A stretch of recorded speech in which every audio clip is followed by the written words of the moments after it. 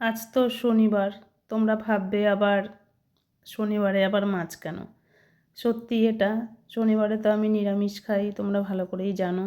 তো রান্নাও করেছিলাম নিরামিষ, সেগুলো সব ভিডিওতে ছবিও তুললাম।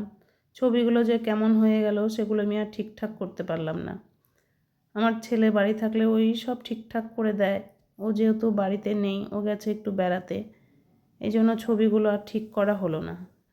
আর সেই ভিডিওটা আমি আর ছাড়তে পারলাম না, অন্য ভিডিও একটা ফোনে ছিল, ওটাই আমাকে বাধ্য হয়ে ছাড়তে হলো, কিছু করার নেই।